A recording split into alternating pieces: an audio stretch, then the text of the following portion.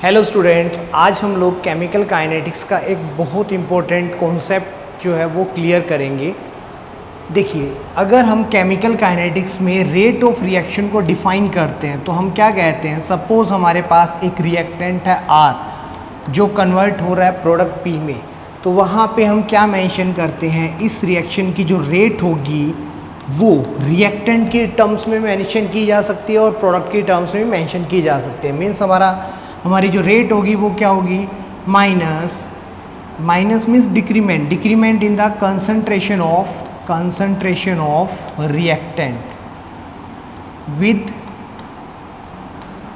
Change in time, या हम इसे माइनस dR/dt लिख देते हैं। अगर हम लोग इंस्टेंटेनियस रेट ऑफ रिएक्शन की बात कर रहे हैं हम ऐसे मेंशन कर देते हैं।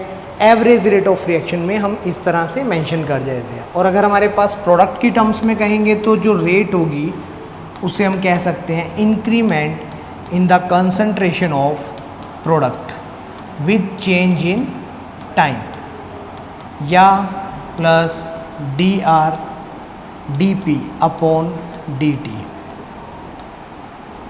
माइनस का साइन इंडिकेट करता है कंसंट्रेशन ऑफ रिएक्टेंट डिक्रीज हो रही है, और प्लस का साइन जो है वो शो करता है हमें प्रोडक्ट की कंसंट्रेशन टाइम के साथ साथ इंक्रीज हो रही है।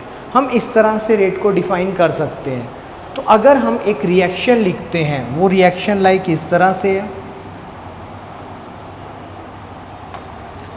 N2 + 3H2 = 2NH3। अब यहाँ पे हमारे पास रिएक्टेंट है नाइट्रोजन और हाइड्रोजन और प्रोडक्ट है अमोनिया। तो अगर मैं इन फॉर्मूलाज को यूज़ करूँ तो इन फॉर्मूलाज के अकॉर्डिंग क्या हम इस रिएक्शन की रेट को इस तरह से शो कर सकते हैं। Rate = -D concentration of nitrogen upon dt -D concentration of H2 upon dt +D concentration of NH3 upon dt। क्या हम इस तरह से शो कर सकते हैं? आपने देखा होगा बिल्कुल भी नहीं, हम ऐसा शो नहीं कर सकते। तो हम क्या करते हैं, हम इनके स्टोशियोमेट्रिक कोफिशिएंट्स को यूज़ करते हैं। इनके जो स्टोशियोमेट्रिक कोफिशिएंट्स हैं उनको हम यूज़ करते हैं। और किस तरह से यूज़ करते हैं, माइनस यहाँ पे देखिए माइनस होगा, यहाँ पे इसका कोफिशिएंट है 3 तो हम यहाँ मेंशन करेंगे -1/3, और यहाँ पे कोफिशिएंट है 2 तो हम मेंशन करेंगे 1/2। Why we are putting here stoichiometric coefficient, हम यहाँ पे स्टोशियोमेट्रिक कोफिशिएंट्स को क्यों यूज़ करते हैं? तो हमारा क्वेश्चन है हम यहाँ पे स्टोशियोमेट्रिक कोफिशिएंट्स को क्यों यूज़ करते हैं। हम डायरेक्टली इस तरह से हम रेट को क्यों स्पेसिफाई नहीं कर सकते। देखिए, इसका रीज़न जो है बहुत सिंपल है। जो रेट ऑफ रिएक्शन होती है वो किसी भी रिएक्टेंट या प्रोडक्ट्स की टर्म्स में देखी जाए वो हमेशा क्या आती है, सेम आती है।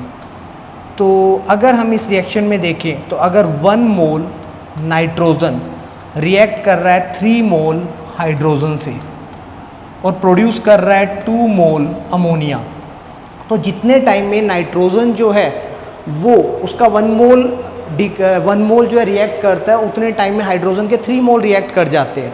इट मीन्स हाइड्रोजन के रिएक्ट करने की जो स्पीड है, जो रेट है, वो नाइट्रोजन से 3 टाइम ज़्यादा है, करेक्ट। और अमोनिया की जो फॉर्मेशन की जो स्पीड है, रेट है, वो नाइट्रोजन से 2 टाइम ज़्यादा है। अब हमें रेट ऑफ रिएक्शन को तो इक्वल करना है। रेट ऑफ रिएक्शन चाहे नाइट्रोजन की टर्म्स में देखूं, चाहे हाइड्रोजन की टर्म्स में देखूं, चाहे अमोनिया के टर्म्स में देखूं, क्या आनी चाहिए, सेम आनी चाहिए।